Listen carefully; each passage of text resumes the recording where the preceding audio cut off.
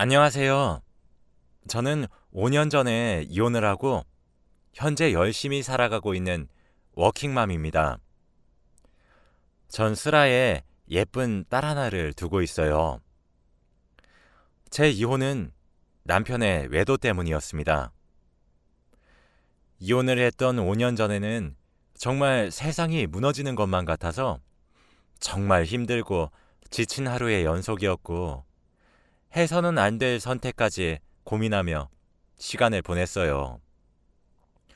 마음속엔 악만 가득 찼고 어떻게 하면 저 나쁜 것들한테 복수를 할까 하는 생각으로 하루를 버티고 버텼습니다. 정말 잊고 싶은 끔찍한 기억이었어요. 기억을 지울 수 있는 기회가 주어진다면 당장이라도 지우겠다고 할 정도였죠. 딸아이를 보며 괜찮을 거라 수없이 다짐하고 감정을 추스리고 다스리다가도 밤중에 화가 치밀어 벌떡벌떡 일어나곤 했습니다. 그런데 얼마 전 제가 묵혀왔던 오랜 원한을 풀고 왔습니다. 이걸 여러분들께 얘기하면서 털어놓고 나면 이젠 저도 정말 괜찮게 살 수 있을 것 같아서 사연을 보내봅니다. 남편과 저는 2년 동안 연애를 했어요. 여자들에게는 촉이 있다고 하잖아요. 남편이 다니는 회사에 같은 팀원이었던 여자가 하나 있었습니다. 그 여자는 남편의 대학 후배면서 남편 밑으로 들어온 회사 후배이기도 했어요. 연애를 하면서도 그 여자가 유독 거슬리더라고요. 연애 시절에 남편과 함께 밤을 보내며 분위기를 한번 잡아볼까 싶으면 그 여자가 그 오밤중에 고민이 있다며 남편에게 연락하기 일쑤였고 남편을 불러내어 술자리도 자주 가졌거든요. 저를 보면 항상 생글생글 웃으며 안녕하세요 언니 하니 웃는 얼굴에 침을 뱉을 수도 없었죠. 전 당시 남자친구였던 남편에게 행실을 똑바로 하라고 할 수밖에 없었습니다. 어차피 여자친구는 저였으니까요. 남편은 제가 너무 예민한 여자라며 그 여자와는 대학 후배이자 회사에서 같이 일하는 후배 팀원일 뿐이라며 걱정하지 말라고 제게 말을 하더라고요. 그래서 전 그 말을 믿었습니다. 남편에게 엄청나게 친한 척을 하고 제가 동석하는 술자리에도 남편 옆자리에 앉아 애교 있게 우는 꼴을 보며 속이 뒤틀리기도 했고 발발거리며 여우처럼 행동하는 여자가 기분이 나빴습니다. 그러던 도중 남편에게 프로포즈를 받게 되었어요. 2년의 연애 끝에 우린 결혼에 꼴이 나게 되었고 법적인 아내가 되었죠. 어쩌면 안심했던 건지도 모릅니다.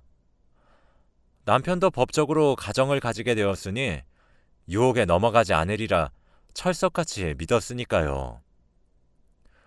우린 신혼여행을 갔다가 아이를 선물 받았어요. 인생에 한 번 있을 신혼 시절을 알콩달콩 길게 보내보지 못하는 현실은 조금 서운했지만 그럼에도 불구하고 아이가 찾아온 것은 너무 행복한 일이었어요.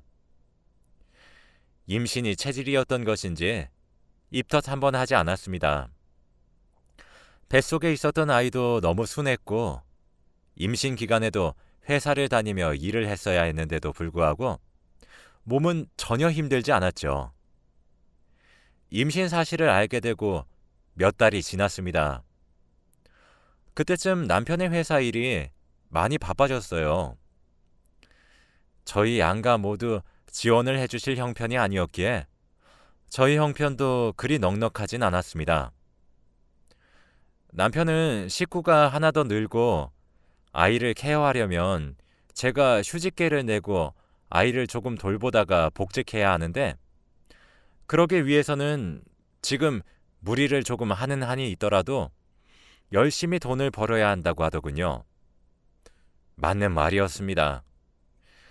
전 유난스러운 임산부가 아니었기 때문에 가능했던 것 같아요.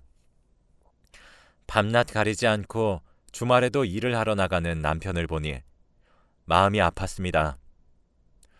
남편의 모든 행동이 저와 아이를 위해 하는 값진 희생이라고 생각하니 정말 고마웠죠. 남자는 결혼하면 철이 든다더니 진짜인 것 같았습니다. 출산이 임박하게 되면서 회사에 휴직계를 냈어요. 밤에 혼자 잠에 들기도 했고, 일어나면 남편이 이미 집에 없는 현실이 너무 외롭기도 했지만 제가 투정을 부리면 안 된다고 생각했어요. 저도 남편과 손을 잡고 주말에 산책을 나가며 데이트를 하고 싶었지만 얘기조차 꺼내기 미안해졌어요. 그렇게 우린 아이를 낳았습니다. 예쁜 공주님이었죠. 저와 남편의 예쁜 부분만 어쩜 그렇게 쏙쏙 골라서 닮았는지 눈에 넣어도 아프지 않겠다는 말을 전 그제서야 실감할 수 있었어요. 한 해, 두 해 지나가면서 아이의 새돌이 되기 전이었던 어느 여름날이었습니다. 제게 메시지가 한 통 왔더군요. 익명으로 말이에요. 의아해하면서 메시지를 확인했습니다. 그 메시지는 남편과 후배라고만 했던 그 여자가 함께 으슥한 골목에서 손을 잡고 나오는 사진이었습니다. 당신 남편 바람피고 있어요. 아무것도 모르고 있는 당신이 불쌍해서 알려드려요. 라는 짧은 문장도 첨부되어 있었죠. 기절할 것만 같았습니다. 누군지는 모르겠더라고요. 남편의 지인 중 한 명이겠거니 예상했습니다. 지금 생각해보면 정말 제가 얼마나 불쌍하고 안타까웠으면 제게 저렇게까지 하면서 알려주었나 싶기도 해요. 너무 믿기지 않으니 오히려 얼떨떨해지더군요. 그때부터 남편의 모든 행동에 의심을 품기 시작했습니다. 근데 익명의 제보자의 말이 진실이더군요. 남편은 바람을 피고 있었습니다. 상대는 정말 후배라고 말한 그 여자였어요. 먼저 남편의 공인인증서를 이용해 거래 내역을 먼저 조회했습니다. 저는 남편이 외도를 하고 있다는 진실보다 더 충격적이었던 것은 외도의 기간이었어요. 남편의 값진 희생이라고 생각했고 열심히 돈을 벌기 위해 고생하는 남편에게 마음 한켠에 미안한 감정과 고마운 감정이 뒤섞여 있었는데 세상에 남편은 제가 임신을 하고 몇 달 뒤 회사가 바빠졌다고 말했던 시기부터 외도를 해왔더군요. 그 시기쯤부터 결제 내역들이 나열된 걸 확인해 보았는데 정말 세상이 무너지는 것 같았습니다. 아이를 임신했을 때부터 지금까지 3년이 넘는 시간 동안 이미 둘의 사이는 깊어질 대로 깊어졌더군요. 아마 그때 느꼈던 감정은 겪어보지 못하면 아무도 이해하지 못할 거예요. 그날 저녁 아직도 또렷하게 기억이 납니다. 남편이 퇴근하고 집으로 돌아오길 기다렸어요. 남편에게 프린트한 거래 내역을 던지며 어디 한번 해명해보라고 소리를 질렀습니다. 그런데 그때 남편이 어떻게 했는지 아세요? 짐을 싸서 나가버렸어요. 그 당시에 남편은 그 여자에게 미쳐 있었죠. 우리 애 아이고 뭐고 그 여자가 혼자 살고 있는 집으로 들어가 살림을 차리더라고요. 남편에게 배신감이 미친 듯이 들었습니다. 전 그때부터 술에 의지하기 시작했고 매일 술을 마셔야 겨우 잠에 들 수 있을 정도였어요. 아이랑 같이 세상을 떠날까 하며 나쁜 생각도 많이 했습니다. 전 당연히 우울증에 걸렸죠.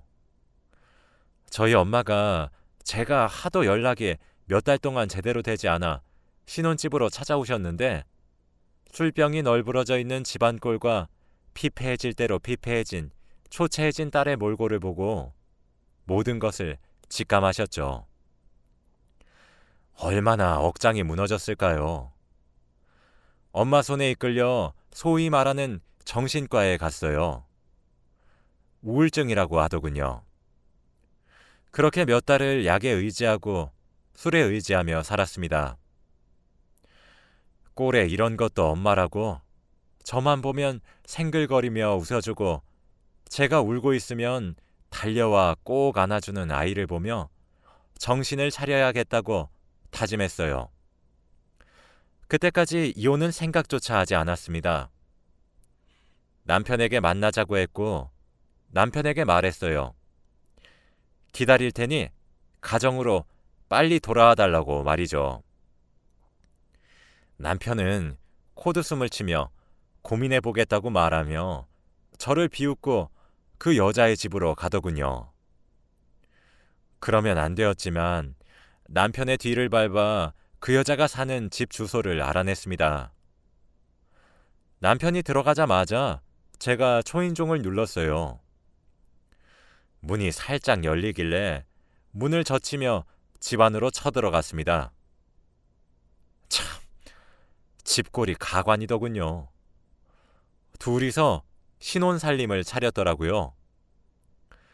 슬리퍼부터 컵까지 모든 게 2개씩 쌍을 지으며 있었고 언제 찍은 건지 둘이서 결혼 컨셉으로 하얀 원피스와 까만 수트를 입고 찍은 커플 사진이 현관 근처 선반에 액자에 넣어 올려져 있었어요.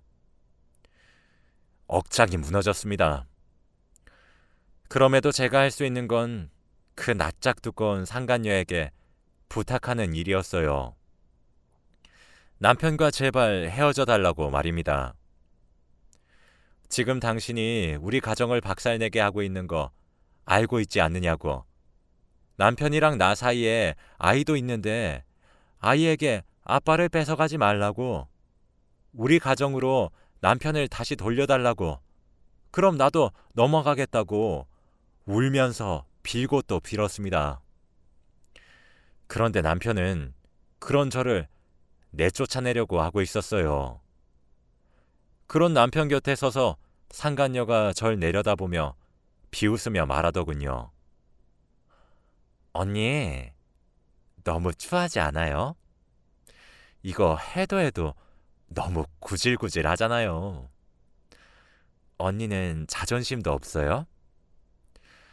그리고 가정으로 돌아가는 건 오빠 마음이죠. 혹시 돌아간다고 해도 진정으로 마음이 돌아간 거겠어요? 몸뚱아리만 간 거죠. 오빠가 저랑 조금만 더 놀다가 알아서 들어가겠죠. 언니가 이러면 이럴수록 오빠가 언니에게 더 질리지 않을까요? 라면서요.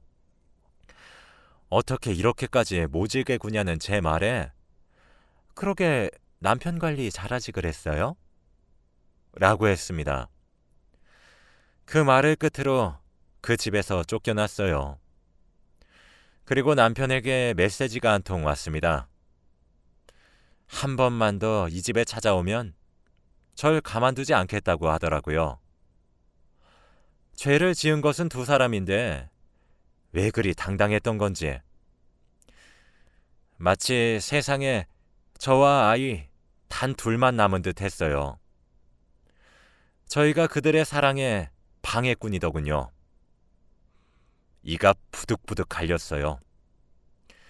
전 그렇게 피눈물이 흐르는 심정으로 이혼을 택했습니다.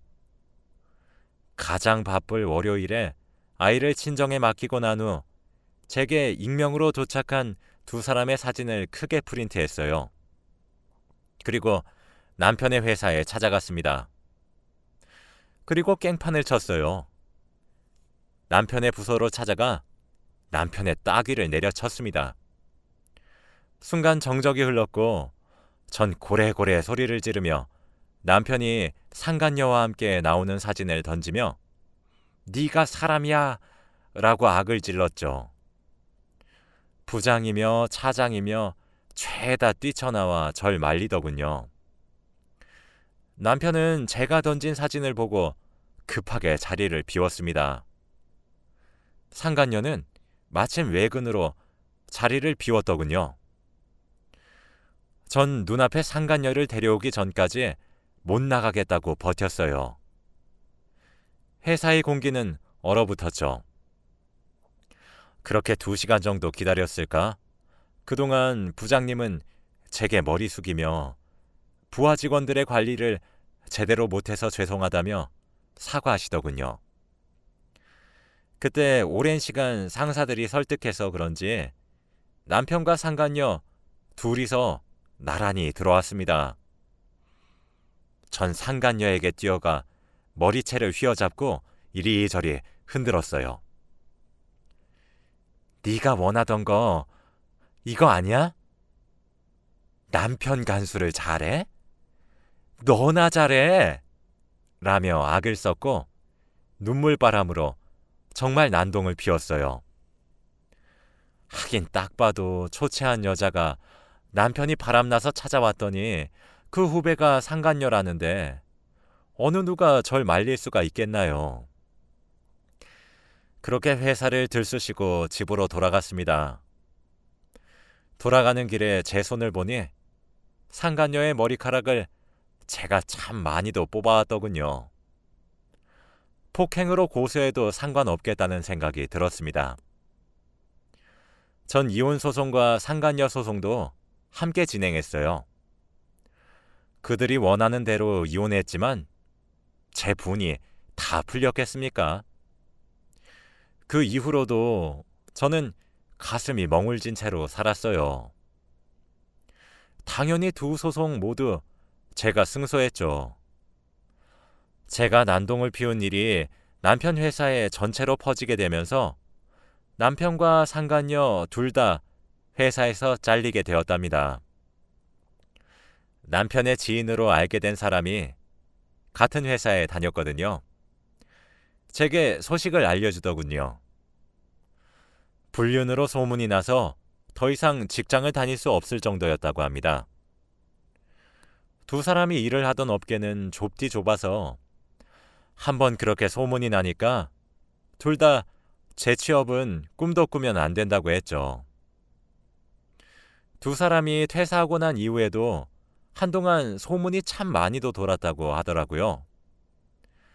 남편과 제 사이에 아이가 있어서 그런지 남편은 정기적으로 볼 수밖에 없는데 남편은 직장에서 잘리고 난 이후 생활비와 양육비를 벌어야 했기에 노가다 일을 시작했고 하루 벌어 하루 사는 삶을 살더라고요.